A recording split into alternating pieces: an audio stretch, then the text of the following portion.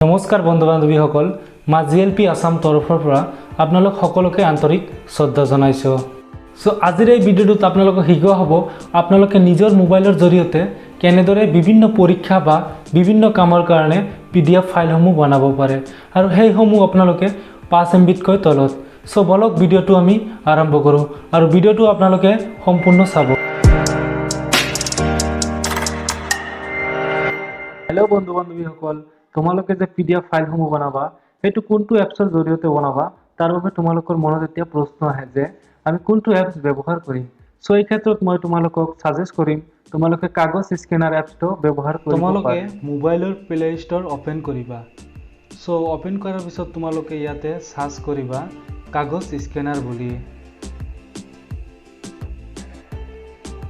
So কাগজ scanner বুলি তোমালোকে ইয়াতে সাৰ্চ কৰিবা বা মই ভিডিঅ'টোৰ ডেসক্ৰিপচনত ইয়াৰ লিংক দিছো, তোমালোকে তাৰ পৰাও ডাউনলোড কৰি ল'ব পাৰিবা। সো যেহেতু মই অলৰেডি ডাউনলোড কৰিছো সেয়েহে মই ইয়াতে ওপেন বুলি অপচনত ক্লিক কৰিম। সো ক্লিক কৰাৰ পিছত তোমালোকৰ সন্মুখত এনেকুৱা এটা ইন্টাৰফেস আহিব। এতিয়া ওপৰৰ কাগজৰ কাষত থকা 3 লাইনত ক্লিক কৰিবা। ক্লিক কৰাৰ পিছত তোমালোকে সাইন ইনত ক্লিক কৰি দিবা। ক্লিক কৰি তোমালোকে ইয়াত মোবাইল নাম্বাৰ বা ইমেইল আইডিৰে ইয়াত হ'ব পাৰিবা। সো মই যেহেতু ইয়াত নহয় মই বেক হলো, বেক হোৱাৰ পিছত তোমালোকে এতিয়া কি কৰিবা মাই ফল্ডাৰ ইয়াতে তোমালোকে ক্লিক কৰিব পাৰা।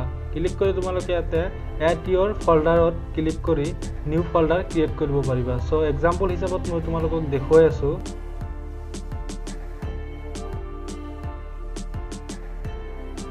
সো সাবমিট কৰি দিবা। সাবমিট কৰাৰ পিছত তোমালোকৰ সন্মুখত এনেকুৱা ইন্টাৰফেস অহাৰ পিছত তোমালোকে তলত থকা প্লাস আইকনত ক্লিক কৰি দিবা। প্লাস আইকনত ক্লিক কৰাৰ পিছত তোমালোকৰ মোবাইলৰ কেমেৰাটো ওপেন হ'ব।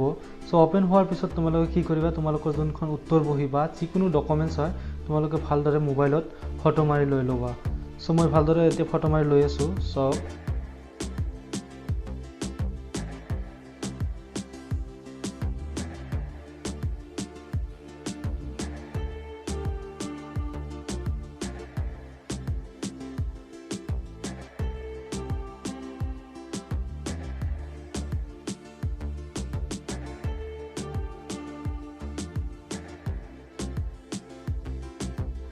সো এনেকুৱাকৈ তোমালোকে যিখিনি তোমালোকৰ প্ৰয়োজনীয় পেজ সেইসমূহ তোমালোকে এনেকৈ ভালদৰে ফটো মাৰি লৈ ল'বা।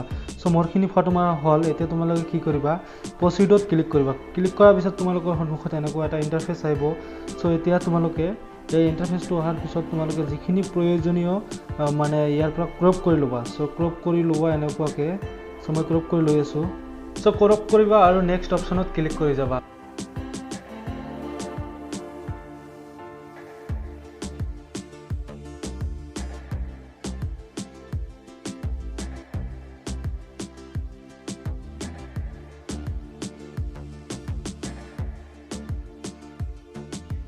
সো তোমালোকে ভালদৰে প্ৰয়োজনীয় অংশসমূহ এনেদৰে ক্ৰপ কৰি ল'বা। ক্ৰপ কৰি লোৱাৰ পিছত তোমালোকে নেক্সট অপচনত ক্লিক কৰিবা। ক্লিক কৰাৰ পিছত তোমালোকৰ সন্মুখত এনেকুৱা এটা ইন্টাৰফেস আহিব।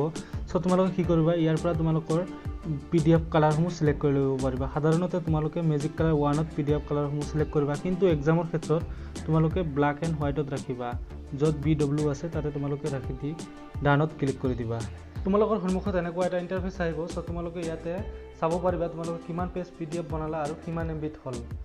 যদি কোনো পেজ বাদ পৰে তেন্তে তোমালোকে তলত থকা প্লাস আইকনত ক্লিক কৰি এড কৰি ল'ব পাৰিবা। যেহেতু মোৰ বাদ পৰা নাই সেয়ে মই ভিউ PDFত ক্লিক কৰি এতিয়া চাম। সো তোমালোকে ভিউ PDFত ক্লিক কৰি দিবা। সো ক্লিক কৰাৰ পিছত তোমালোকৰ সন্মুখত PDF ফাইলটো সম্পূৰ্ণ ওপেন হ'ব। সো ইয়াৰ পৰা তোমালোকে PDF ফাইলসমূহ চাব পাৰিবা আৰু ওপৰত থকা ডাউনলোড বুটামত তোমালোকে ক্লিক কৰি PDF ফাইলসমূহ ডাউনলোড কৰি ল'ব পাৰিবা। সো এনেদৰে তোমালোকে নিজে মোবাইলৰ জৰিয়তে PDF ফাইলসমূহ বনাব পাৰিবা আৰু বিভিন্ন পৰীক্ষা বা বিভিন্ন কামৰ কাৰণে ব্যৱহাৰ কৰিব পাৰিবা। বন্ধুসকল ভিডিঅ'টো চাই ভাল পালে মোৰ চেনেলটো সাবস্ক্ৰাইব কৰিব, লগতে লাইক কৰিব, শ্বেয়াৰ কৰিব আৰু কমেন্ট কৰিবলৈ নাপাহৰিব। অসমবাসীলৈ মই মৰম যাচিলো, অসমৰ এখন টান হৈ ৰচনা ৰচিলো, মোৰ ৰক্তৰে ভৰা মোৰ গানৰ কলম হলো অসমীয়া আমি চৌ জয় আই অসম।